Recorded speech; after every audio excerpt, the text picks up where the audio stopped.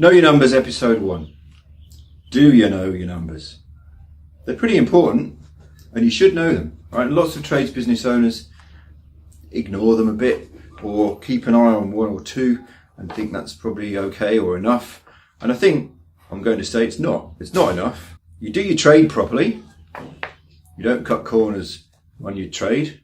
Don't cut corners on your money either. Your numbers are important. I'm running a short series on knowing your numbers, which numbers to know and what they mean and how to use them to make your business more profitable. And I'm doing it because I've built a tool to help my clients, my coaching clients, track their numbers and make those decisions. And I've built a marketing program around it. And my marketing works a bit like this. I give you a bit of my knowledge and I hope that some of you go, that's pretty good. I think I'll have some business coaching. So that's kind of what's going on here, right? I'm sharing a bit of what I know so that some of you will go, sign me up for some coaching, please, John. So this is about showing you why your numbers are important, getting you excited enough to download the Know Your Numbers workbook. There'll be a button at the end, and then watch the associated training video, and then download the tracker itself and start tracking. And I'm hopeful that some of you will do that. Start tracking your own numbers, start making decisions, start making changes in your business, and start making more money.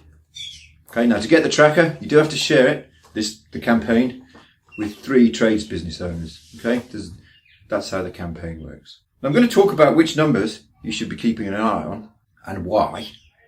I'm going to tread lightly, right? I'm not going to dig too hard into that. That's for the training video. It's a bit longer. What I will do is tell you why they're important and use a little story, tell a little story, a true one, about one of my clients, about how it worked. I'm kind of trying to illustrate it and make it real for you, okay? Before I get into it, I want to make a point. Lots of trades business owners can be a bit intimidated by the numbers, particularly by things like profit and loss reports and balance sheets and things like that, right? And I want to say they're not as scary as all that. They're just numbers. You work with numbers every day, right? But if you don't understand a profit and loss report, I can help you. If I'm your business coach, I'll help you a lot.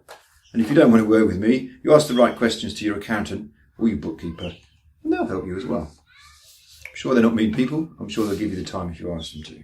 Okay, over the next 4 videos, I'm going to talk about a few different numbers, but today I'm going to focus on what I call the big numbers, right? Revenue and profit. Revenue is sales or turnover or income, right? They all mean the same thing, right? Money that comes in from doing work, okay? And generally, we imagine that more revenue is good and it means more profit, right? If everything else is working okay. But I'm going to say it's worth checking because making more revenue that's not profitable is a waste of time. So in the tracker, we track revenue and we draw a nice graph and we see it going up, or if we see it going up, we're happy. If we see it going down consistently, we're a bit worried.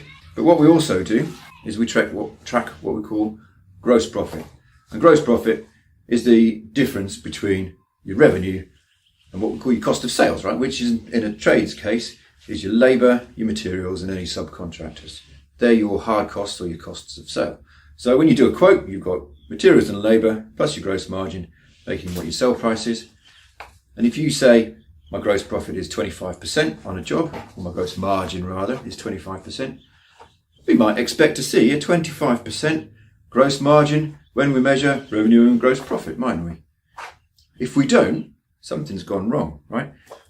If you think you're quoting at 25%, but then your figures show something else, let's assume you've set your bookkeeping system up properly so that it's accurately reflecting those costs of sale, right? The labour, the materials and any subcontractors, putting them in the cost of sale. Let's assume you've done that. If you've done that, we should see 25%. If we don't see 25%, something's gone wrong. Maybe you're quoting wrong. Maybe you're discounting. Maybe your guys are taking, or girls are taking longer than you think. Maybe your subcontractors are charging you more than you thought. Right? Any one of a number of things could be going wrong, but if that number is not the same as what you think it should be from your quotes, something somewhere has gone wrong and you need to go and find out why or what it is and then fix it. So here's a story. I worked with some builders. They told me they thought they'd put 20% margin on jobs. I said, okay, we didn't worry about that. But when we did the tracker, it turned out they were making much less than 20%. It was down at something like 12. And their net profit was down low as well, down less than 5. So they weren't making as much money as they thought they should be making based on what they thought they were quoting. And we went digging, and a few things were happening. They were discounting sometimes, they were second guessing themselves and reducing price in response to perceived pressure from their customers. They were quoting using an estimator based on meterage rates and the like. We didn't really know whether he was actually putting a 20% margin in there or not. That was kind of hidden. So we weren't sure. That 20% was doubtful from the start. They were driving around a lot between jobs, between small jobs when they took on small jobs, right? They were set up to do extensions and renovations and new builds, and they were doing a few smaller jobs like bathrooms. And that was costing them a lot of time in driving time, which of course is uncharged. And they were not charging for supervision. They were doing it, supervision and project management, but it wasn't in the job. So there was a whole heap of additional hours spent on the jobs that they weren't getting paid for. There were a few things to think about, right? And what we've tried to do is we've put prices up. We've started charging for project management, and we've had quotes accepted. We're starting to win jobs with additional cost put in them.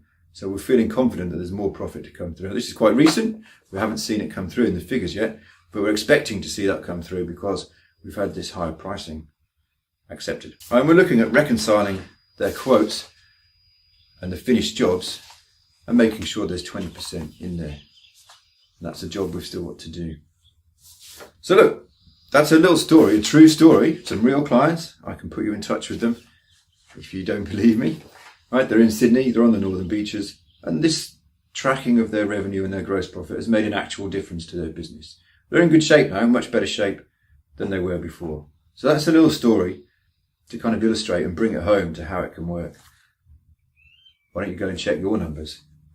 Why don't you go, press the button just after here, download the Know Your Numbers workbook, which kind of explains everything again in a bit more detail, and then watch the video, the explanation video, that brings it home to you and makes a bit more sense, and then download the tracker, share it to 3 people, and start tracking your own numbers. See you later.